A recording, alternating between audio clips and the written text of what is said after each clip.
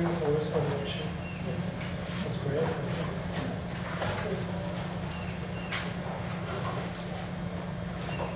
little long. It was long. Yeah. I'm glad to be here for all kinds of wonderful reasons. I'm glad to see the LGBT community of Harvard Divinity School actually pull this off. It's a wonderful experience. I would like to introduce our panelists to you, and most of them are new to my acquaintance as well, so I'm not going to do much more than read what is said about them in your program notes. Barb Greve is a transgender guy who is a lifelong Unitarian Universalist and currently serves as board chair for his home congregation, First Parish in Framingham. He also works as the assistant to the Office of Bisexual, Gay, Lesbian, and Transgender Concerns at the UUA. He's a New Englander. Where are you from? Hopkinton, right where the Start of the marathon. Starts marathon start. A godparent, a home brewer, classical bassist who enjoys meditating, watching Babylon 5, doing cross-stitch, and experiencing the sunrise on Cape Cod. Wonderful. Glad to have you with us. Glad to be here. Andy Ulman is a third-year MDiv candidate who was in my class last year. Weren't you in my class? Oh, I went to shop a few times. Yeah. Who is a candidate, an MDiv candidate who is currently completing his second term as president of Student Association at Harvard Divinity School. He's preparing for ordination in the Northern Illinois Conference of the United Methodist Church. Ulman serves as it's getting late in the day here. Ulman currently serves as the vice chair for the National Board of the Reconciling Congregation Program, a grassroots network of congregations and campus ministries seeking full participation of all people of faith in the life of the church, regardless of sexual orientation. He's also on the National Council for Affirmation, the Caucus for Lesbian and Gay Concerns in the United Methodist Church, and thereby is connected with a very old friend of mine who dates from my days in the Boston Theological Institute by the name of Mark Bowman. We've heard previously today from the Right Reverend Craig Bettendorf, a graduate of Chicago's College of DuPage, Moody Bible Institute, and Christ Catholic Seminary. And is the presiding bishop of the Evangelical Anglican Church in America. In 1994, Bettendorf founded an all-inclusive parish-based ministry in LA called All Saints Parish. That same year, he was a principal founder of the Anglican Institute for Affirmative Christian Studies, a distance learning program for those interested in entering the priesthood. And finally, Thomas Kelson Lewis, a Christian queer trans man active in the Episcopal Church and in the female-to-male and transgender communities.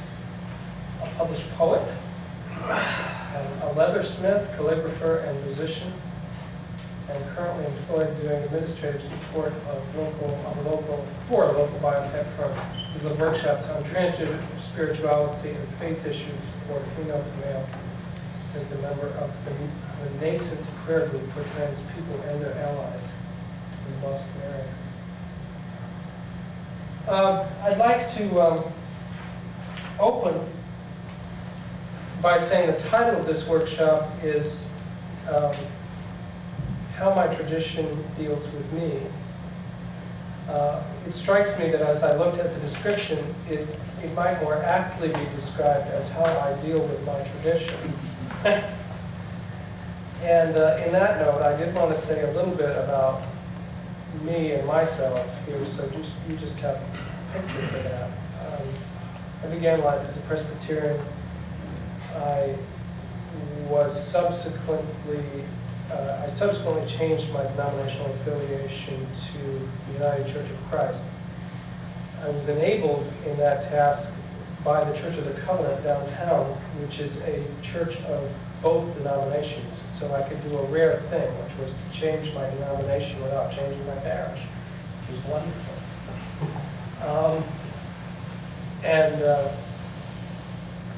I am now serving as a UCC minister, but pastor of Old Cambridge Baptist Church here in Harvard Square. I want to give you an insight into what that was about, all those changes were about for me. The day that I began the ordination process, I had a dream. And to give you the background of that dream, you need to know that I was raised on a dairy farm. And in my dream, I was at the back door of the barn trying to get into the barn a little cow. And she had enormous udders. She wasn't very big, she was real small, but she had enormous udders. And we were struggling, and we were in the mud and the muck and the cowshed, and I was rolling around and all that with her, and at certain points I thought I was going to drown in it, and finally we got up out of the cowshed and into the back door of the barn. Immediately, once into the barn, I was frightened by the other cattle that were in the barn, locked into their stanchions. They all had their tails to us because the aisle was a central aisle. I was frightened for my little cow because she was not in a stanchion. She was running around, kind of in between their legs and up and down and all over the place. We then encountered, I left out an important part of the dream. Carter Hayward appeared to us at I kid you not, appeared to us just before we got into the barn. Just appeared like this angel. And she said, it's very important you get this cow in the barn. I said, why? She said, because she has a very long and very important pedigree. And I said, where is it? And she said, we don't know, it's been burned. Well, that gave me whatever it was I needed to get the cow into the barn. So I get into the barn, I meet my father, and I'm so excited about having gotten the cow into the barn. And my father said to me, the only thing that's important about this cow is that she gives milk. I said, what about the pedigree? That's not important. The only thing that's important is whether she gives milk. I was really frightened for my little cow that she was going to get stepped on or hurt. But I saw that she was so happy. And she was running around, and she clearly had more life than any of the other cattle that were locked into the barn. That dream has been such a metaphor of my relationship and the relationship of me and my sexuality to the church. Typical Harvard Divinity graduates that I am, my call was more important than my denominational affiliation, and I have never been locked into a stanchion. Now, the institution's response has uniformly been, does she give milk? Is this economically viable? But I've never been tied. And so the way that I've responded to my tradition and my calling is by being faithful to this pedigree that has been burned. So as we reflect as a group, I hope we're able to somehow reflect on those thoughts and motifs and others that I'm sure will emerge as the will progress. Let's open by thanking both the UU body. If it wasn't for UU of Laguna Beach, California, I probably wouldn't be here, as well as United Methodist body. If it wasn't for Crescent Heights United Methodist in West Hollywood, I very well like to open my comments with, there aren't a whole lot of them in the world, but with comments by my two favorite Anglicans. The first is Carter Hayward, who once wrote, "Whenever we speak the truths in our lives, in situations in which our truths are unwelcome, we are like intense light, difficult for others to bear." And I must put out there to all of us as we journey in our pilgrimages toward faith, how has the Christian church responded to the truth in our lives, and how it has responded to our bright lights? To many of us, it would appear at first glance that reconciled in Christ congregations or open and affirming policies are something really, really new. They've probably sprung to life in the 80s or so, but that's actually not so. Let's just review a few real early things, which actually sadden me, because I don't think we've made the progress that we probably should have as a civil rights and spiritual-based movement.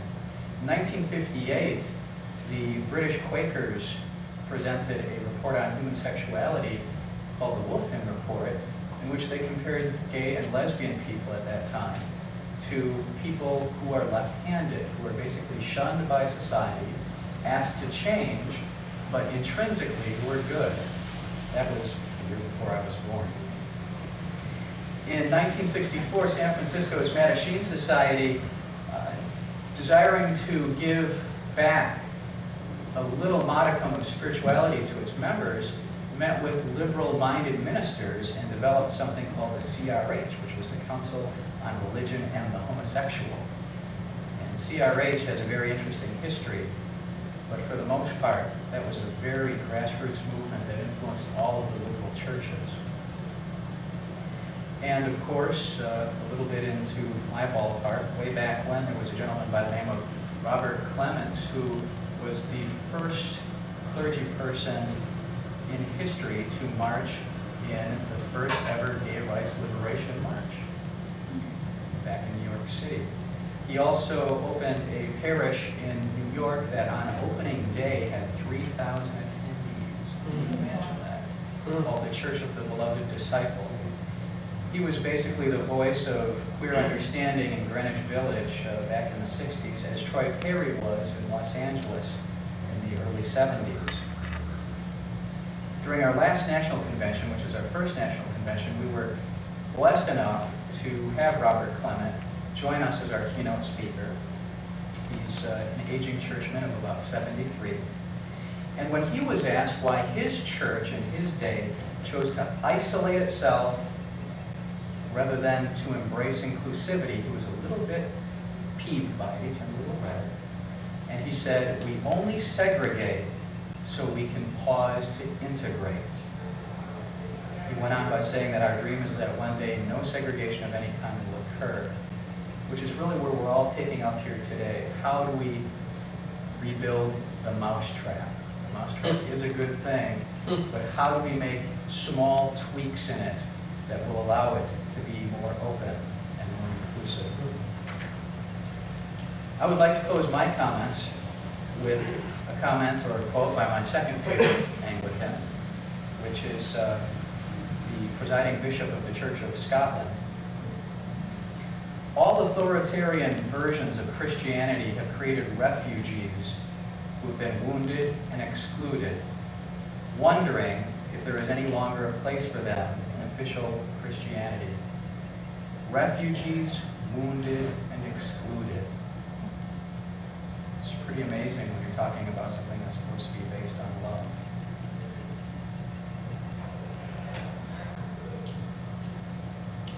I'm an Episcopalian. I'm an Anglo-Catholic flavor Episcopalian. As somebody coming out of the Anglican Episcopal tradition, I can say that prior to coming out and having the horrendous face of prejudice shown to me, I was not able to empathize with other people that have been oppressed.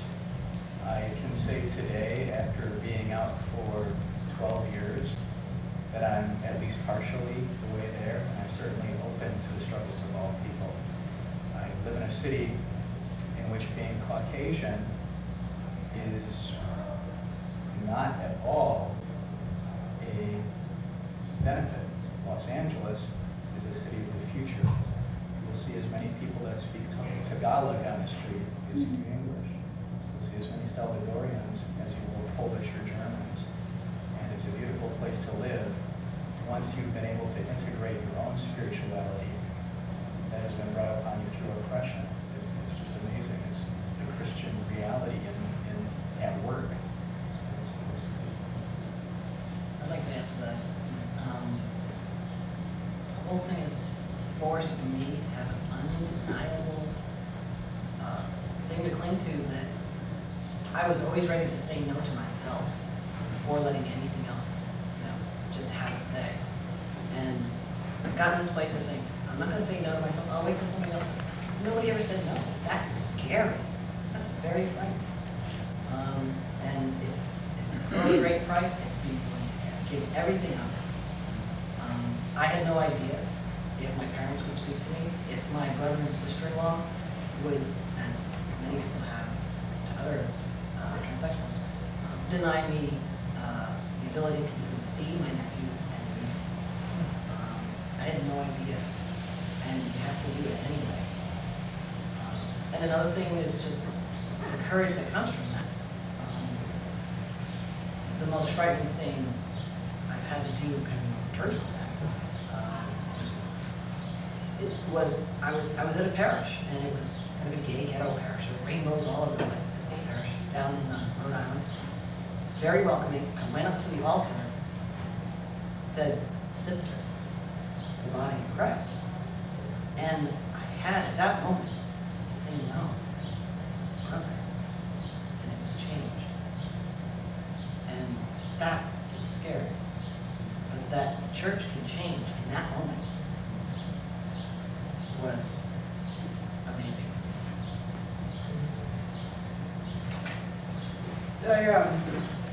I've been with the same parish for 27 years, and so my coming out has allowed me to watch a group of 600 people grow and deal with their own spirituality as they've dealt with me and my spirituality.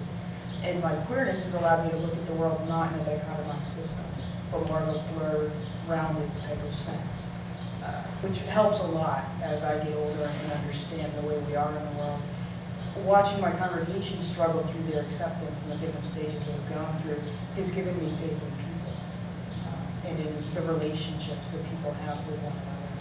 And that's the basis for my theology and spirituality.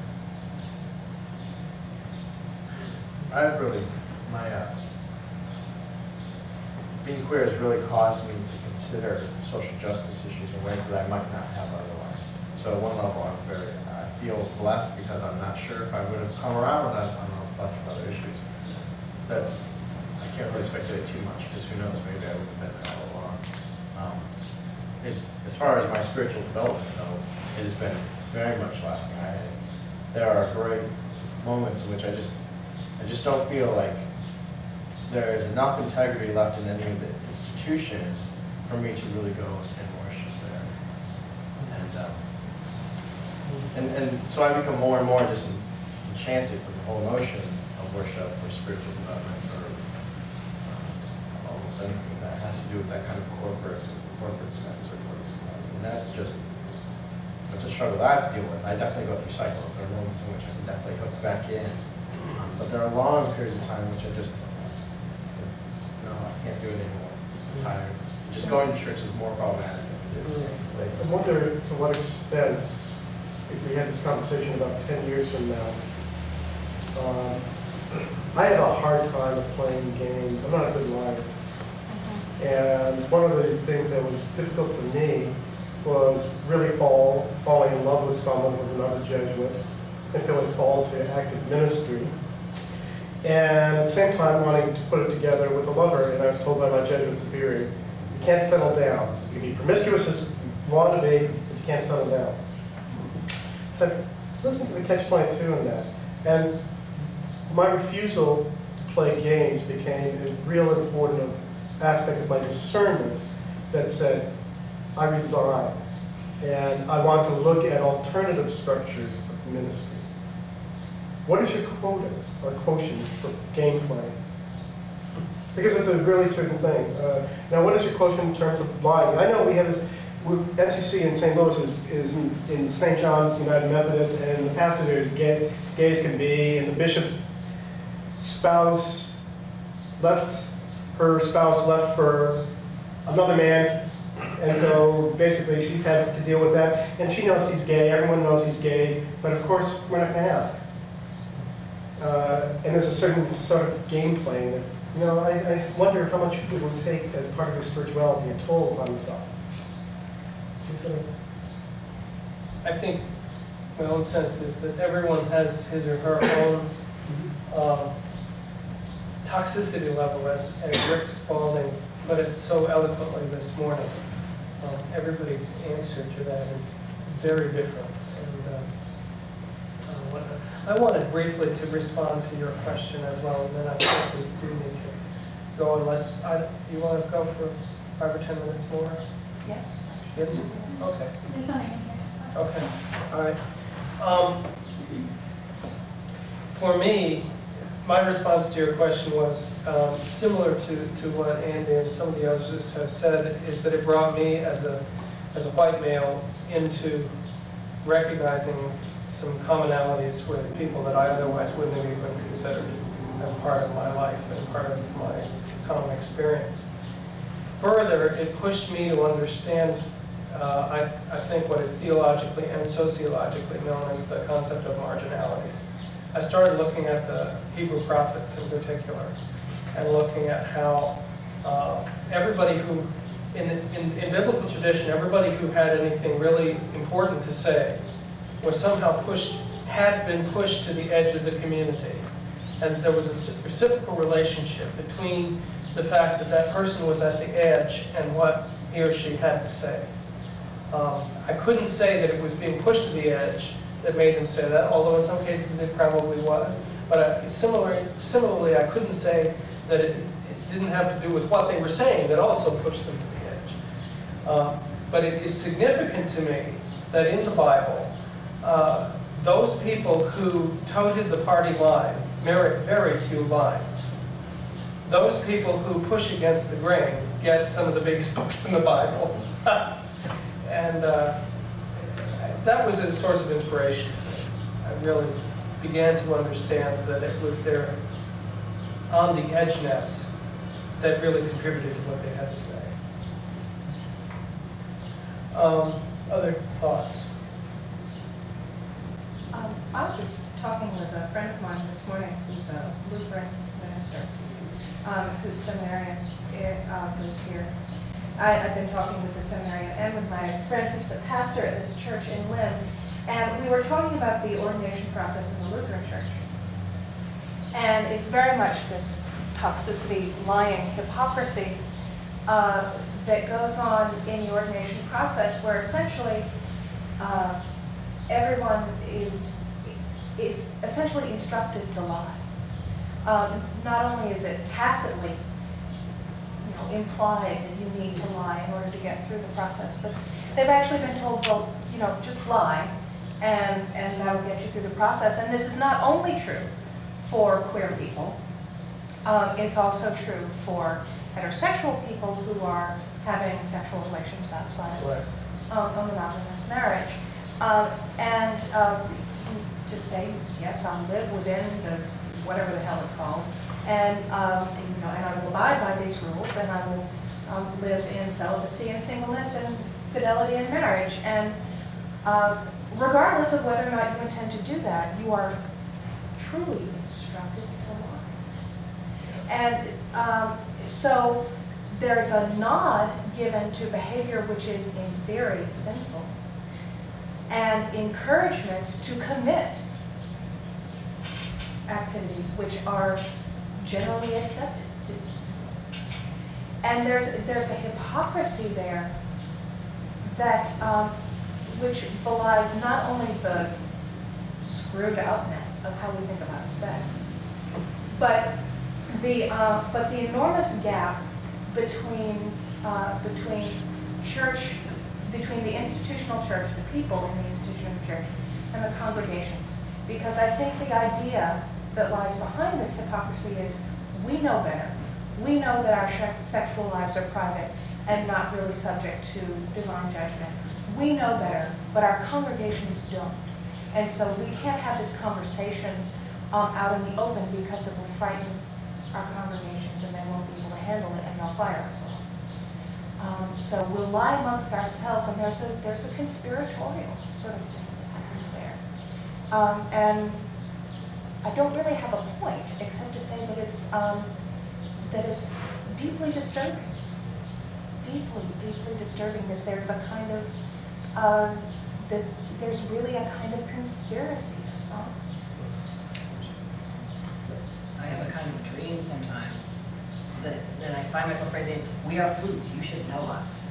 And on a certain Sunday, on all the churches, if a gay or queer or gender gifted or slightly different person contributed to that, whatever it is, it won't be there. Like, queers go on strike. Okay? No organ meeting. Okay? Who built your church? Maybe the architect.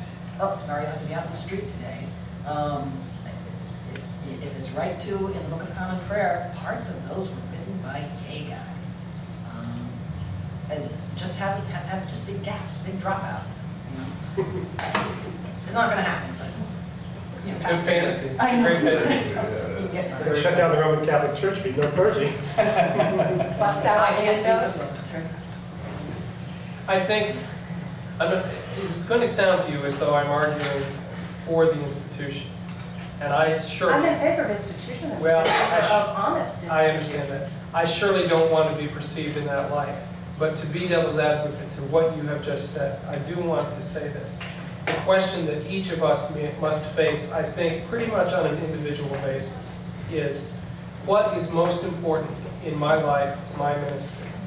If this issue of sexual integrity or sexual orientation integrity is the most important thing, then obviously the answer is clear about how you have to handle yourself, hold yourself within the context of the institutional life of the church. If, on the other hand, you think the most important thing for you in terms of your own calling is to be a minister in solidarity with communities that are poor and afflicted and economically, racially, whatever, disadvantaged, and so on and so forth, then you have to make some serious choices about what's going to pay for what. And because the reality was talked about this morning, the reality is it is them who are obsessed about our sex. It is not us who are obsessed about that. They are obsessed about that. Once we come out, they will not let us let it alone. That's just true. Of course, there's something fun about the way we respond to church again. In my community, I run an open and inclusive, gay-friendly, gay, lesbian, transgender, and all the words, queer-friendly congregation. And I have folks who come and they hang out with us for a month or a month and a half or so, and then they disappear. And I'll see them later at the bar, and I'll say, you know, what happened? It became too real. You really do love me. Yeah. It really was okay, and it scared the shit out of me. Right. The MCC congregation in our town closed. They can't struggle with it anymore. What happens when the reality is so powerful that the church is standing there, doors open, priest is at the altar, the welcoming is there, we're afraid. Yeah.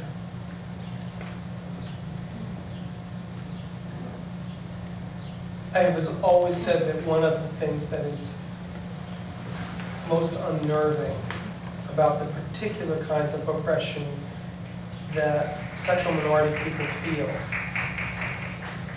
is that it gets us, and when we feel it administered by the church, by religious institutions, it gets us right where we love. And here's this institution, this overwhelming institution that is just obsessed with loving. Talks about loving every time you turn around. You know? And what they inflict on us when we start to experience love, the leak that's in there. And to counteract that, is a real calling and a real life's work and hard. Hard for our own spiritual lives to really accept that and say, yes. We get used to the toxicity. Yes, we get do. used to the lying, and the church has been asking us to lie. I mean, Since I was born, yeah, I mean, they- since you were born. shut up, marry a woman or a man, whatever, depending on who you are, and have kids and go into the parish and don't deal with that. Push that down, ignore that. You're not really that, you don't want to be that, that's not good for you. That kind of encouragement has always been a lie, and we need to start calling them that. Until they realize that, and this is one of the things that in the affirmation meeting that we had a couple weeks ago, we need to just cut through all the tape and say, listen, this is what it is. This is a lie. And these are the other ways that this church continues to lie. And you want to